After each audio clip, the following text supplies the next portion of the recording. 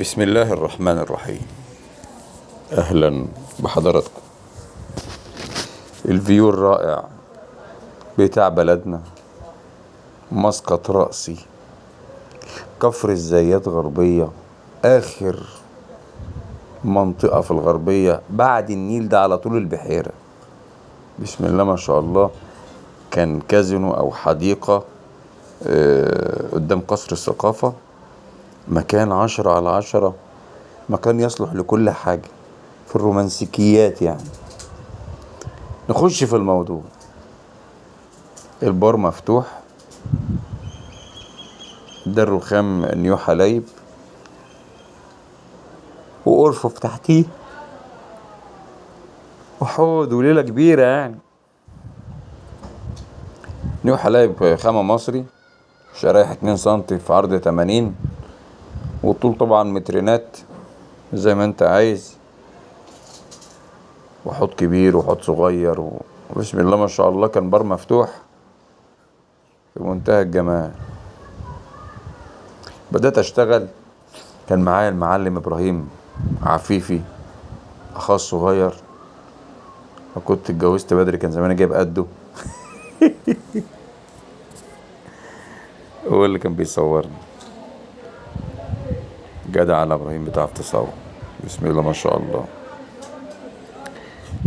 البار ما فيهوش اي حاجه غير ان هو بار مفتوح. المكان كان جميل، الجو كان حر ساعتها صراحه. الكلام ده كان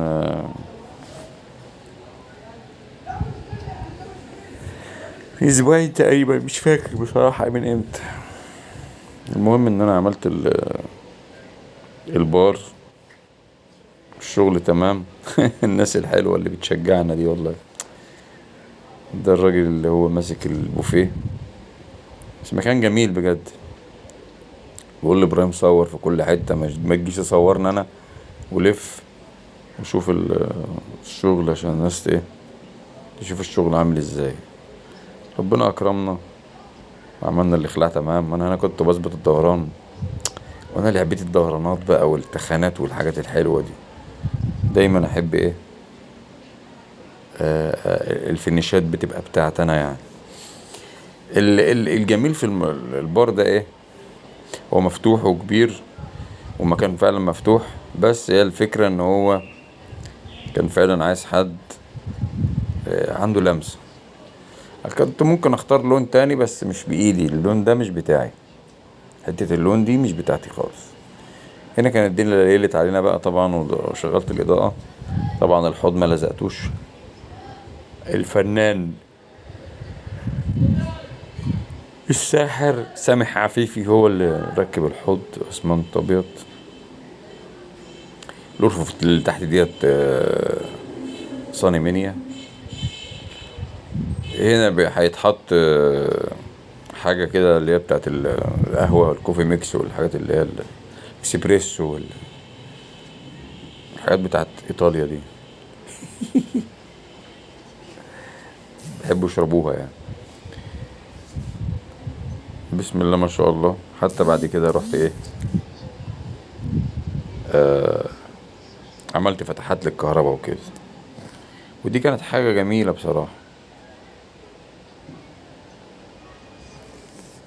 بسم الله ما شاء الله. الشغل زي ما حضراتكم شايفين،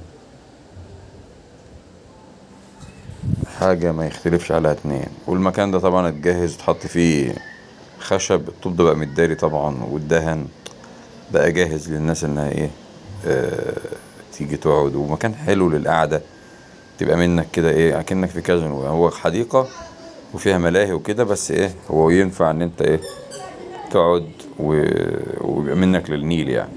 في خصوصية حلوة. بس قلت اشارك البار ده. الحتة الغامقة دي هي دي اللي فيها تحتها المونة. الحتة اللي مش غامقة اللي بتبقى ناشفة عشان ما شافتش المونة يعني. بس بكل بساطة، دمتم في امان الله، والسلام عليكم ورحمة الله وبركاته.